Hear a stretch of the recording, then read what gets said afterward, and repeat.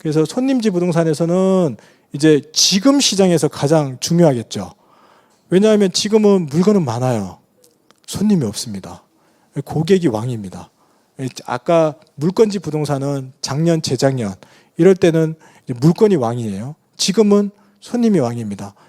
왜냐하면 우리 손님이 저한테 계약할 사람이 있으면 지금은 어디든지 가면 거의 대부분 공동중개를 다 해줍니다. 계약이 안 되기 때문에. 그래서 이런 시장에서 이제 고객에게 선택권이 있으니까 고객들 모시고 제주도까지 계약하러 갈 수 있습니다. 그래서 뭐 그렇게 하면 되고요. 그런데 이제 이렇게 고객지, 손님지 부동산에서도 물건을 확보해야 되잖아요. 손님지 부동산이 물건 확보할 수 있는 툴을 직방에서 제공해요. 직방에 주택 같은 경우에는 온하우스가 있거든요. 온하우스에 저희가 들어가면 매물이 다 나옵니다. 예전에 공인중개사 회원 전용에 들어가면 물건이 다 나오고요. 그리고 내가 또 임대인이시면 뭐 온하우스에 내놓거나 공실클럽에 물건 내놓으면 주변에 있는 아까 젊은 공인중개사들이 뭐 차갖고 원룸, 투룸, 뭐 오피스텔 다 공격적으로 옵니다. 저희 지금 현재는 무료예요. 좀 지나면 시장을 장악하면 다 유료화 되겠죠. 네, 그렇게 됩니다. 그리고 이렇게 이제 손님지 부동산과 물건지 부동산과 이런 관계성을 통해서 물건과 고객을 확보하게 되면 이제 집을 보여주고 계약금을 받아야 되잖아요. 이 계약금을 받는 것 자체가 이제 계약의 시작이죠. 근데 이제 저희가 조심해야 될 거는 여기 써놨는데 계약서 작성하는 거하고 동일해야 돼요. 계약금만 덜렁 받게 되면 문제가 생기겠죠. 예를 들면 뭐 집에 어떤 수리를 해줘야 되는데 수리 조건이 없이 계약금만 덜렁 받아놔줘요. 계약금 받는 순간 지위는 처음에는 계약하기 전에는 임차인이 좀 더 높은 지위가 되잖아요. 근데 계약금이 들어가는 순간 주객이 이제 변동됩니다.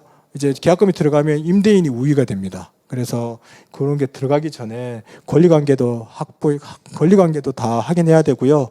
또 뭐 계약 조건, 뭐 어떤 수리 부분이라든가 뭐 하자가 있는 부분에 어떻게 해주겠다든가 뭐 이런 것들은 내용이 다 기본적인 게 다 나와야 됩니다. 네.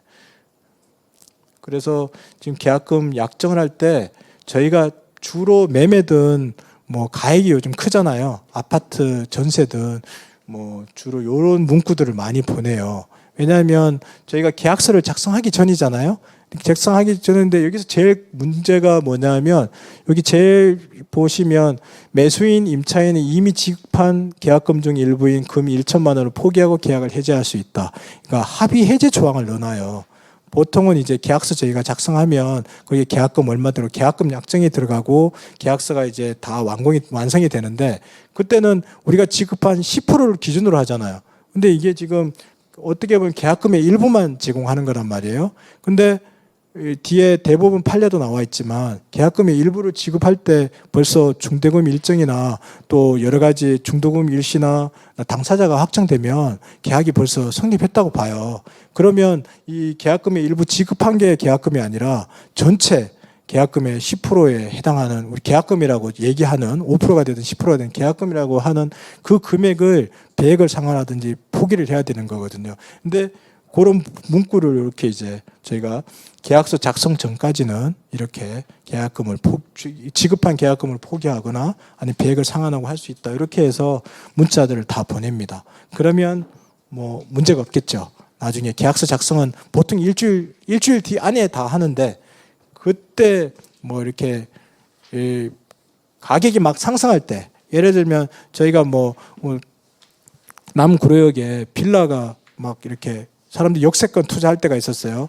그러면 오늘은 갭 1,500인데 내일은 갭 2,000이고 3일 뒤에는 갭 3,000이 되고 이렇게 될 때는 일단 사는 사람들은 집도 안 봐요. 그냥 계약금 일단 500만 원 꽂고 아니면 1,000만 원 꽂고 그다음에 계약서 작성은 언제 하자.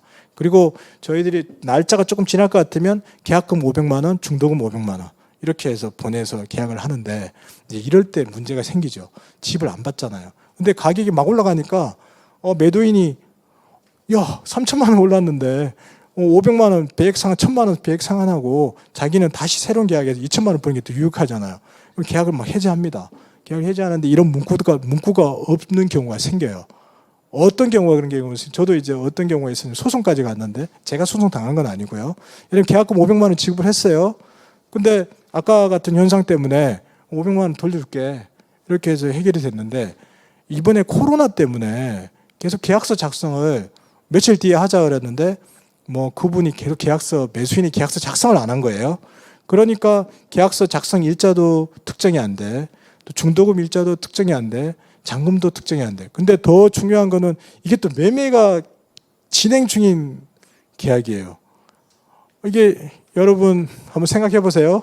또 어렵다고 생각하시지 말고 자, A와 B가 매매를 했어요. 근데 다시 B가 사셨던 분이 잔금도 치르기 전에 또 매물을 내놨어. 이 거래가 계약이 될까요, 안 될까요?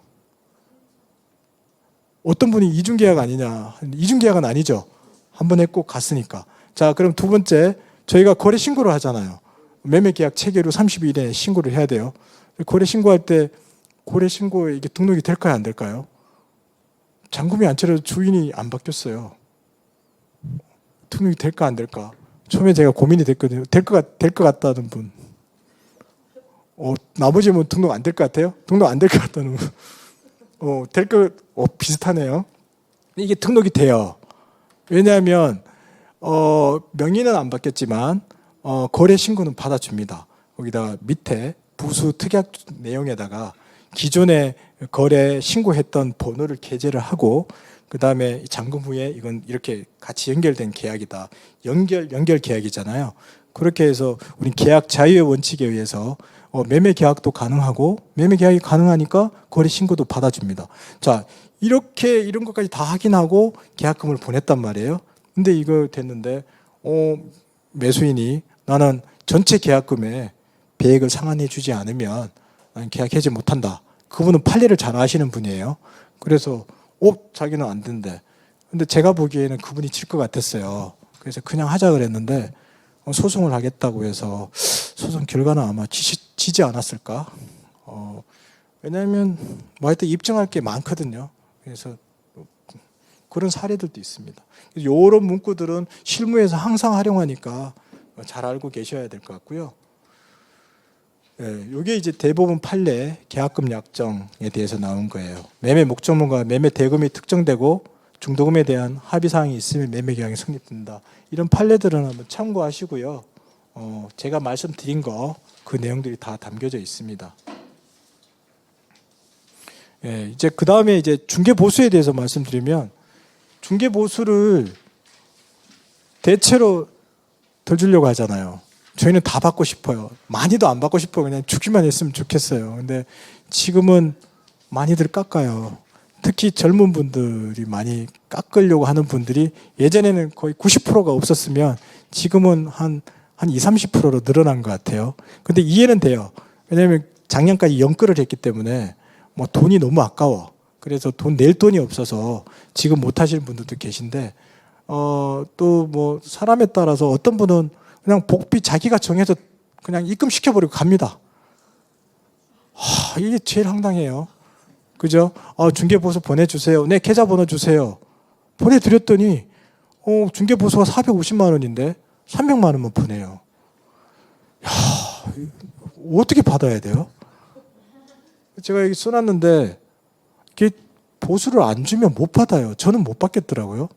근데 이제 이게 소송을 하면 받을 수 있겠지만 뭐 그 소송을 언제 하겠습니까? 사람들이. 그래서 그런 소송도 뭐 이렇게 막 많이 하시는 분들 계세요. 중개보수 때문에. 근데 그건 이제 선택 사항이고요. 그래서 중개보수 덜 주려고 하는 이유들이 많죠. 이 부동산에만 매물 내놨다. 그리고 뭐 잔금 시점에 자기는 또 싸게 팔아서 속상하다. 뭐 주인들이 대부분. 그리고 대체로 사는 사람은 매수하신 분들은 복비 잘 안 깎습니다. 매도하시는 분들이 좀 많이 깎죠.